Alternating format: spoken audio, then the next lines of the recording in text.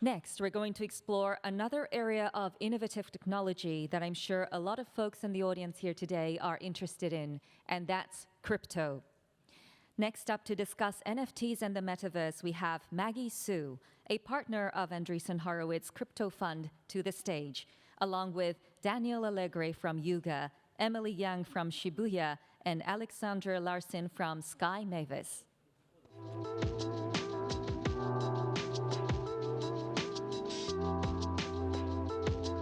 We started Axie 5 years ago with a mission to onboard everyone to crypto through a nostalgic and immersive game.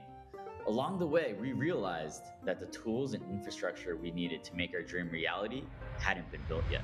Enter Ronin, the blockchain forged for gamers. Ronin was built with all the learnings from Axie in mind and comes equipped with the tools and infrastructure needed for a Web3 game. 60% in all blockchain gamers are Ronin gamers, and it's the only chain that's actually onboarded millions to Web3.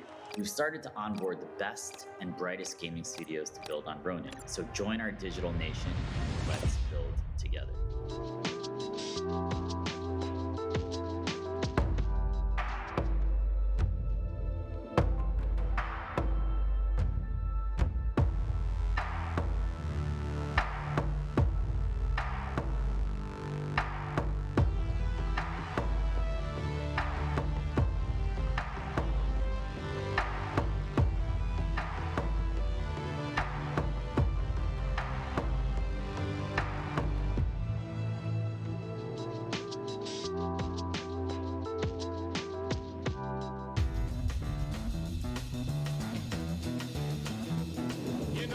Destroys a night, night divides a day. Try to run, try to hide, break on through to the other side, break on through to the other side, break on through to the other side, yeah. Break on through to the other side, break on through to the other side, break on through, break on through.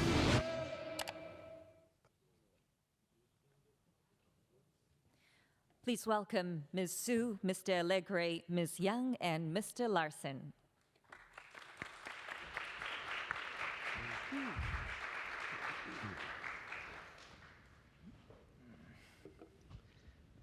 Good afternoon, everyone. My name is Maggie Shu, and I lead go-to-market for the A16Z Crypto Fund. With me today are 3 of our portfolio companies. You just saw some of their great films. And today, the topic is NFTs and the Metaverse. And what I'm hoping to cover is how Web3 and the technology underlying it are really enabling new forms of content creation, fan engagement, and more. So with that, let's dive right in. Aleksander, I'd like to start with you. There continues to be a lot of buzz around Web3 gaming. What does Web3 gaming mean, and how is it different from traditional gaming? Thanks, Maggie, and konnichiwa, minasan. Happy to be here today. So, when I think about Web3 gaming, I think about games that are more real, that bring a benefit to players which they have never experienced before, that enable them to trade in a new way and own their digital assets in a new way. And what we've seen with Axie is that this also breeds stronger engagement, stronger retention, and more excitement around digital property and intellectual property. And you yourself are a longtime gamer. What drew you to this space personally? So I have competed in many games up through the ages. And one of the problems for me is that I don't have any proof of my successes. And I believe that Web3 solves this, because when I look back at my gaming history, and I can see that maybe when I represented Norway in a game, we beat Sweden, that has a lot of meaning for me, but there is no proof. But if I did that today, and I was playing a Web3 game, they could issue an NFT of that, and it would be in my wallet. It would prove that I have done something in the digital space which can never be faked. And to me, that's incredibly strong. Absolutely. Daniel, you were previously president of Activision Blizzard, one of the largest gaming companies in the world. What gave you the conviction to enter the Web3 space full time? Well, first, thank you for having me, and I appreciate the opportunity of talking to you. I'll start with what drew me to gaming in the first place. You know, I worked at Google for 16 years, actually, based actually here in Japan for a number of those years. And as I saw the evolution of social, it was very clear to me that gaming was the next social frontier. You know, that's how people are connecting. People build teams, build personas, and that's what drew me to move to Activision Blizzard from Google.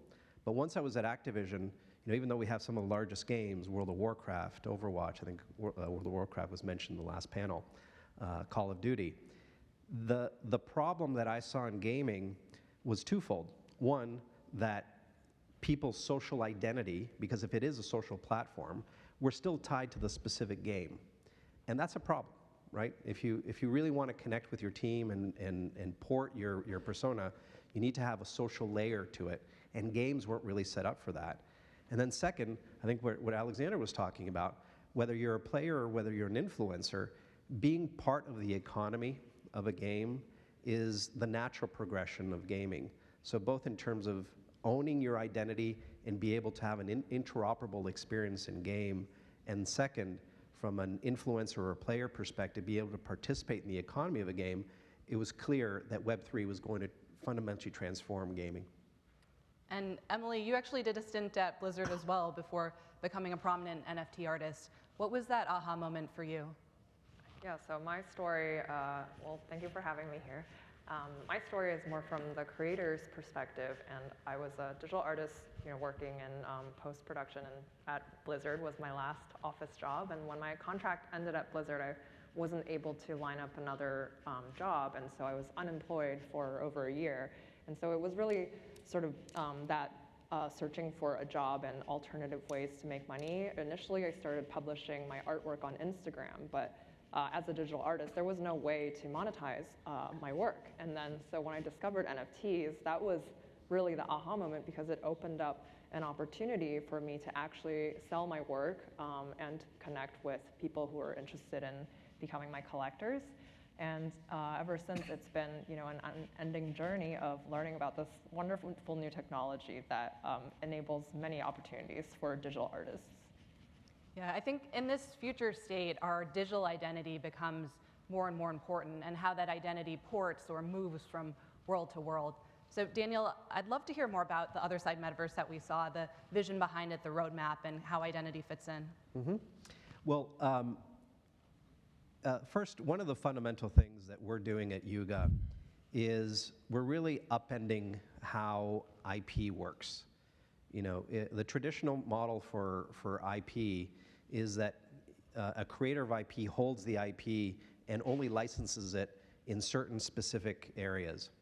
Whereas what we've done with the Bored Ape Yacht Club is we've turned that model upside down, and we basically create the IP, and then we sell it to the community, and the community owns the IP, and they can do with it whatever they want.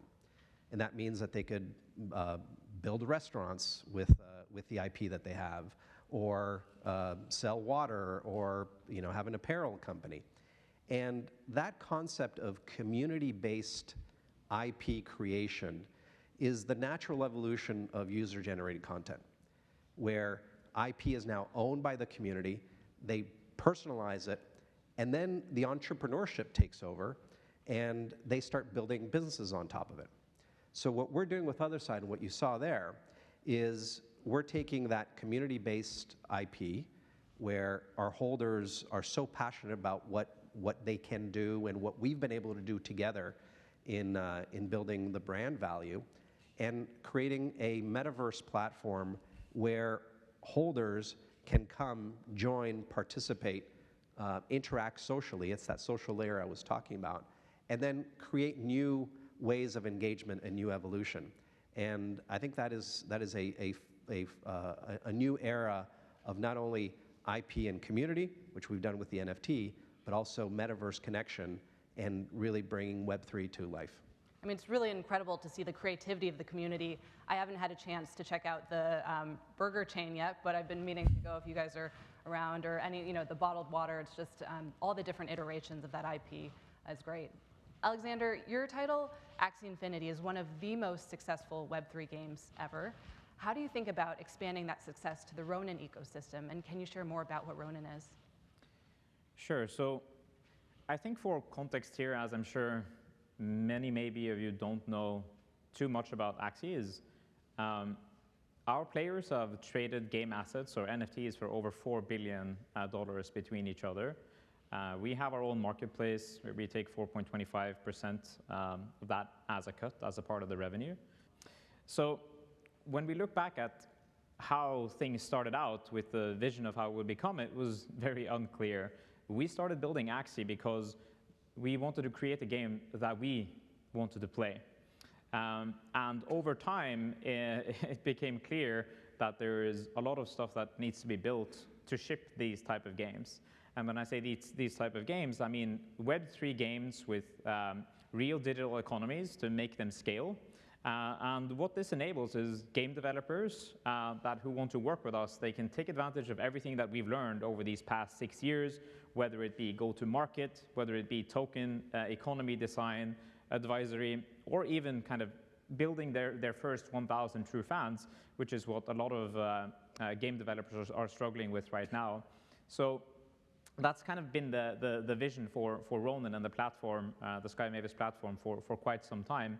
And I'm quite proud that we've now onboarded close to 7 different teams that are now building on top of it. And we're also learning, I think, every day about some of the remaining challenges that are here.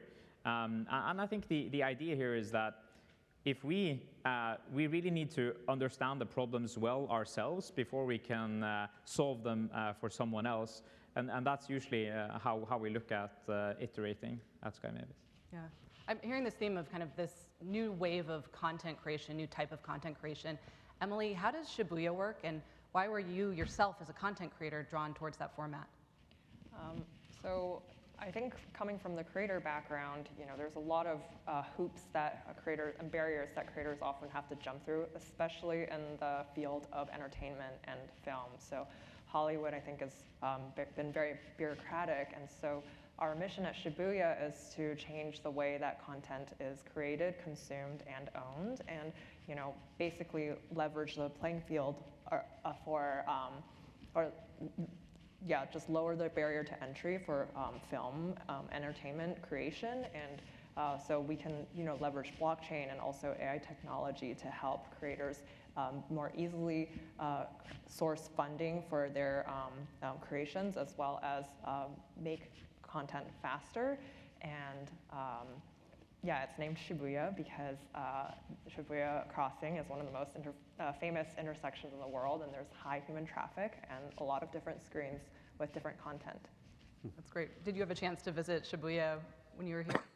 Yeah, it's funny, when I named my company Shibuya, I had never been to Tokyo before, but I was able to visit for the first time last year when they were playing our White Rabbit animation on all the screens in Shibuya Crossings. And I think you met the mayor, is that right? Yes, last year I created a meme with the mayor of Shibuya. They're very happy that we named our company Shibuya, so it was a great meeting. We love Japan.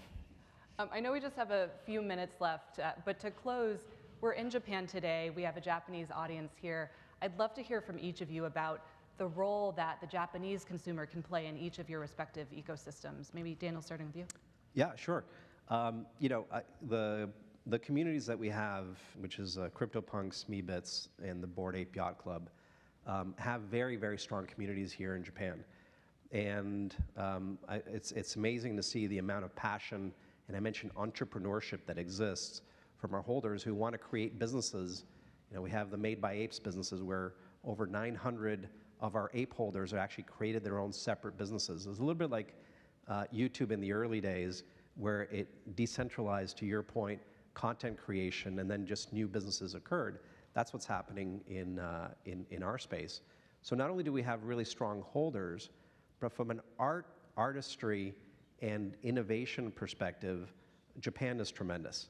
The art that Emily creates, plus some of the art that influences what we do at Yuga Labs, is very, very grounded on a lot of what is created here. So that level of digital creation and artistry that exists in Japan, I think, is unique. The other part is obviously the government, and the fact that the government is providing an avenue for greater investment, realizing that the investments in blockchain and Web3 create new opportunities for artists, for content creators to be able to build businesses in a decentralized and more effective way. This is a fantastic market, and this is why we're so excited to be here. Well, Japan has always been at the forefront of IP creation, from anywhere from mangas to anime, and I think that there's a wealth of opportunity here to, use this new technology to help with distribution as well as involve Japanese consumers and international ones. I mean, historically, I think Hollywood has been known to sort of take advantage of these amazing creations that come out of Japan, and so now it's time to take that power back and not let Hollywood, I think, often also hinders the quality of these creations that are so unique to the culture here, and that clearly there's an audience internationally that enjoys. So I think that a decentralized model and technology will sort of help enable creators retain that creative control as opposed to having it be all focused within a traditional Hollywood system. So, starting with Axie, our main artist, or the guy who actually created everything, his nickname is Masamune. He loves Japanese culture. I think if you look at the Axie art, there's a lot of inspiration in there as well. Even our blockchain, his name is Ronin, so also inspired by Japan. We've had an active community here and had our first meetup in Tokyo in 2018. And we still have players here to this day, anywhere between 75 to 100 core contributors that come to these meetups, and they're now becoming almost like a family where they eat together and and close friends. So I think what we see there is the ability for NFTs to connect people beyond just kind of playing these games, as the realness or the fabric of the internet becomes much more rich when you build with NFTs, and it becomes stronger in that sense, the connections that people make. So that's kind of from the Axie specific side. And when I'm then looking at it from a B2B side, because Sky Mavis, we partner with many different game studios, and we also work with Japanese game studios.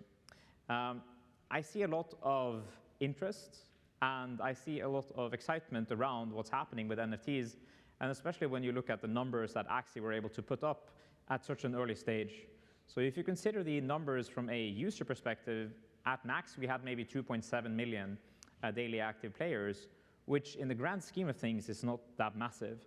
But what this means is that the future gaming economies will be orders of magnitude bigger than what we have today, which is why it's very exciting, I think, for some of these bigger Japanese game studios, such as Square Enix, Sega, that are looking into this. I think there's even a local blockchain here as well. So I think we are seeing that there's a lot of excitement for Japanese game studios that want to go international with their IPs, and of course that's where Sky Mavis wants to be involved as well. A kind of final shout out there. If someone wants to get in touch with me, or if there are more game studios here, you can find me or my colleague Juntaro, who speaks Japanese as well. So yeah, thank you for having me. Yeah, thank you all so much. I mean, all of these experiences are live today, so one takeaway is go home and start playing some of the games and let us know what you think, and reach out to the panelists. But thank you so much for all of your time. Thank you for the session, and yeah, I think that's it. Thank you very much. Appreciate it.